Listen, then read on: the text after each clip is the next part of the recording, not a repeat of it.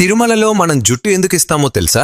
మొట్టమొదట వెంకటేశ్వర స్వామి ఒక చీమల పుట్టలో ధ్యానం చేస్తూ ఉండేటప్పుడు బ్రహ్మదేవుడు ఒక ఆవు రూపం దాల్చి ప్రతిరోజు ఆ చీమల పుట్ట దగ్గరకు వచ్చి స్వామికి పాలిచ్చేవాడు. ఒక ఆవుల కాపరి అది చూసి కోపంతో ఆవు మీదకి తన గొడ్డల్ని విసురుతాడు. ఆ గొడ్డలి నేరుగా వెళ్లి వెంకటేశ్వర స్వామి తలకి తగులుతుంది. దాంతో స్వామికి దెబ్బ తగిలి రక్తం కారుతుంది. కొంతకాలానికి ఆ గాయమైతే మానిపోతుంది, కానీ అక్కడ వెంట్రుకలు మాత్రం రావు. అలా ఒకరోజు వెంకటేశ్వర స్వామి కొండ మీద పడుకుని ఉండగా ఆకాశ మార్గంలో వెళ్తున్న నీలాదేవి అనే ఒక గంధర్వ కన్య వెంకటేశ్వర స్వామిని చూసి కిందకు వస్తుంది. తలకి తగిలిన దెబ్బని చూసి ఎంతో బాధపడుతూ తన తల నుంచి కొన్ని వెంట్రుకలను తెంపి వెంకటేశ్వరునికి ఇస్తుంది. అప్పుడు వెంకటేశ్వర స్వామి ఇలా చెప్తాడు, నా అందం కోసం నీ అందాన్ని పాడు చేసుకున్నావు కదా, కలియుగంలో కొండమీదకి వచ్చిన నా భక్తులు తమ జుప్పుని ఇచ్చే సాంప్రదాయం మొదలవుతుంది. ఆ జుట్టు యొక్క శక్తి అంతా వేరే భూలోకంలో ఉండే నీకు దక్కుతుంది అని చెప్తారు. ఇంతకీ తిరుమలలో ఇచ్చే మన జుట్టుని